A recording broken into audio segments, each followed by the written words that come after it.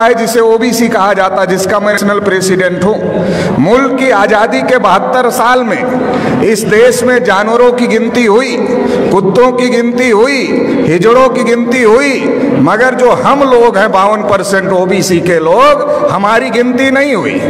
OBC के लोगों को ब्राह्मण हमेशा इस काम पे लगाता है कि इनको मुसलमानों से लड़ाई करने के काम पर लगाते रहो। जब ये मुसलमानों से लड़ाई करने के काम पर लगे रहेंगे तो ये अपने हक अधिकार की आवाज बुलंद नहीं करेंगे, और जब ये अपने हक अधिकार की आवाज बुलंद नहीं करेंगे तो इनके हक अधिकार पर ब्राह्मण कब्जा कर करके रखेगा। आजादी के 72 साल में हमारी गिनती हिंदू के नाम पर करते रहे और हमारे सारे हक अधिकार पर ब्राह्मणों ने कब्जा कर लिया। 1992 में जब मंडल कमीशन का मामला खड़ा हुआ था, ओबीसी के लोग अपने हक अधिकार की लड़ाई लड़ रहे थे, तो ब्राह्मणों ने बाबरी मस्जिद का मामला खड़ा कर दिया, राम जन्मभूमि का मामला खड़ा कर दिया, और ओबीसी के लोगों को बाबरी मस्जिद के मामले में आगे कर दिया, राम जन्मभूमि के मामले में आगे कर दिया। बाबरी मस्जिद गिरा दी गई। और जो ओबीसी की नौकरियां थी, जो 12 करोड़ नौकरियां ओबीसी को मिलने वाली थी, वो ओबीसी को नहीं मिली, उस पर ब्राह्मणों का आज भी कब्जा है। और मुसलमानों की मस्जिद चली गई, मतलब हमारी नौकरियां चली गई, आपकी मस्जिद चली गई, और रिजल्ट आया ब्राह्मणों के फेवर में, मंदिर बन गया। अभी मोदी जी अपने को ओबीसी कहते हैं, मगर उन्होंने ट्रस्ट घोषित किया, ट्रस्ट में एक भी ओबीसी के आदमी को मेंबर नहीं बनाए। जब मुसलमानों से लड़ना है तब हम हिंदू हैं, जब हम अपने हक अधिकार की बात करते हैं तब हम हिंदू नहीं हैं। मुसलमानों से लड़ाने के लिए हमको हिंदू बनाते हैं, और इस देश में हिंदू है कौन? ओबीसी के लोगों को ब्राह्मणों ने हजारों साल से शूद्र बनाकर रखा, पढ़ने लिखने के अधिकार से, धन संपत्ति रखने के अधिकार से, बोलने सुनने के अधिकार से, सभी अधिकार से वंचित करके रखा।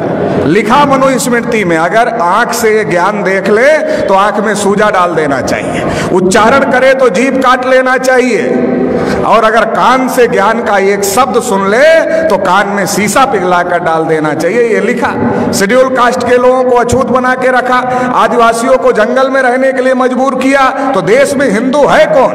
ब्राह्मणों ने हमारे ऊपर इतने जुल्म ढाए, हमें अछूत बनाया, हमें शूद्र बनाया, हमें जंगलों में रहने के लिए मजबूर किया, तो हमारा धर्म और ब्राह्मण का धर्म एक नहीं हो सकता।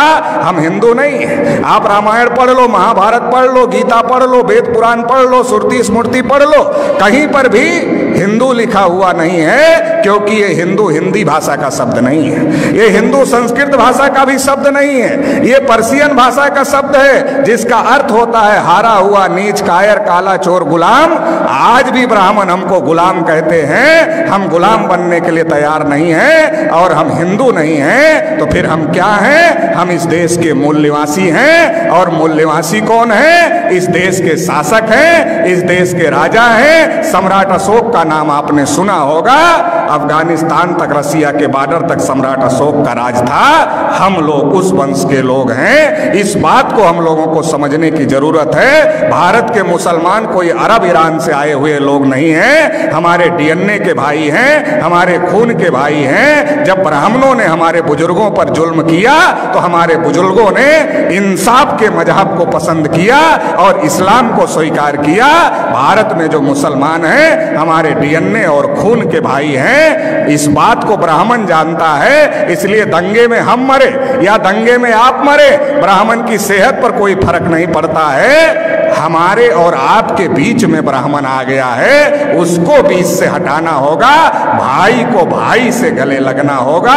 ब्राह्मणों ने हजारों साल से हमको मजलूम बना के रखा, 72 साल में मुसलमानों को मजलूम बना दिया है। इसलिए मजलूम को इकट्ठा होना होगा, और जो ब्राह्मणों ने नाइंसाफी का निजाम कायम किया है, इसे ध्वस्त करना होगा और इंसाफ कायम करना होगा। इंसाफ की इस लड़ाई में आप साथ देंगे, इतना ही कहते हुए आपने मुझे सुना, इसके लिए आभार, धन्यवाद। जय